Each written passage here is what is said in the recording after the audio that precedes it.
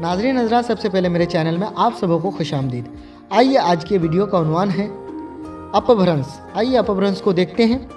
मसूद हुसैन खान के मुताबिक जब प्राकृतों ने अदबी शक्ल इख्तियार करना शुरू की तो वह अवाम की डगर से पड़े जा पड़ी और अवाम की ज़ुबान का धारा आगे बढ़ता रहा।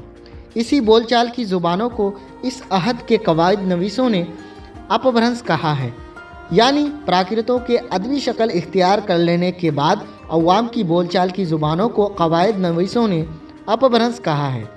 अपभ्रंश के मानी बिगड़ी ज़ुबान के हैं। सुदेश्वर वर्मा अपभ्रंशों को प्राकृतों का माबाद इर्तका कहते हैं। पतंजलि ने अपनी महाभाषण में संस्कृत अल्फाज की बिगड़ी हुई शक्लों को अपभ्रंश कहा है। एक ख़ास ज़ुबान की माने में सबसे पहले हेमचंद ने लफ्ज़ अपभ्रंश का इस्तेमाल किया है। प्राकृत के बड़े आलिम मार्कुंडे ने अपभ्रंश की 3 किस्में बताई हैं। नागर अपभ्रंश, जो गुजरात और राजस्थान के कदीम बोलियों की अदबी शक्ल थी, इस पर सोरसिनी का बड़ा असर था।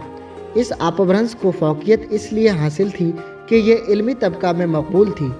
नागरी अपभ्रंश में बक्सरियत तसानीफ़ मिलती है। इसी की रियायत से हिंदी रस्मुल ख़त का नाम नागरी पड़ा है, जो गुजरात के नागर ब्राह्मणों से माखूज़ है। ब्राचीड अपभ्रंश, जो सिंध में राइज थी, मौजूदा सिंधी इसी से निकली है। उपनागर अपभ्रंश, जो नागर और बड़ाचढ़ के मेल से बनी है, इसका रिवाज मगरबी राजपूताना और जुनूबी पंजाब के इलाकों में था।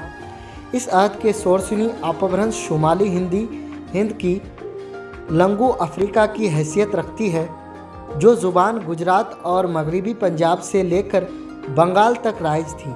रफ्ता रफ्ता अपभ्रंश भी एक अदबी ज़ुबान बन गई, जिसके नतीजे में जदीद ज़ुबानों का वजूद हुआ।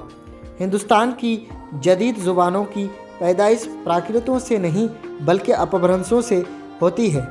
इनका सिलसिला मुंदरजा झेल 5 अपभ्रंशों से मिलाया जा सकता है। अपभ्रंशों में सोरसिनी अपभ्रंश मुमताज़ हैसियत रखती है। सोरसिनी अपभ्रंश इलाका सोरसिन यानी मथुरा वगैरह में बोले जाने वाले अपभ्रंश। सोरसिनी अपभ्रंश में मुंदरजा झेल 4 बोलियाँ शामिल हैं। पहला खड़ी बोली या हिंदुस्तानी यानी मौजूदा उर्दू हिंदी, दूसरा राजस्थानी, तीसरा पंजाबी यानी मशरिकी, चौथा गुजराती और पहाड़ी बोलियाँ।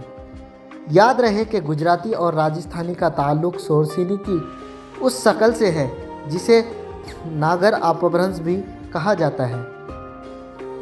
मागधी अपभ्रंश ये बड़े वसी इलाके में बोली जाती थी, इसलिए मुख्तलिफ जगहों पर इसके मुख्तलिफ नाम पड़ गए। बंगाल में प्राचिया, गोड़ और ढंकई कहलाई, जिससे मौजूदा बंगाल और आसामी निकली। उड़ीसा में इसका नाम अतकली पड़ा, जिससे मौजूदा ज़ुबान उड़िया ने जन्म लिया। बिहार की तमाम बोलियां मागधी अपभ्रंश से ही निकली हैं।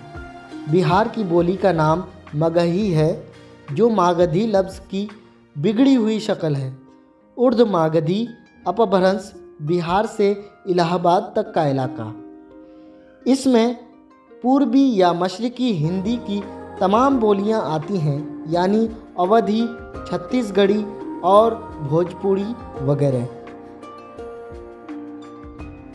महाराष्ट्री, इसका ख़ास मरकज़ मौजूदा बरार था। संस्कृत में इसी शोबा को महाराष्ट्र के नाम से पुकारा गया है।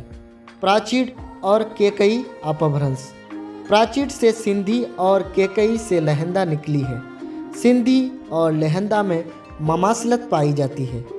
जदीद ज़ुबानों का ताल्लुक़ अपभ्रंश और प्राकृत के वसीले से संस्कृत से जा मिलता है।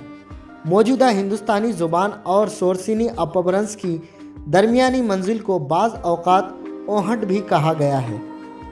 विद्यापति की शायरी ओहट में ही है। ओहट में जब प्राकृतिक रवायात को मलहूज़ रखा जाता है तो उसे पंगल कहते हैं।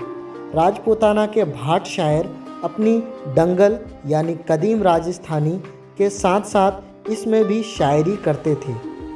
Please like, subscribe and press the bell icon and share to those who need it.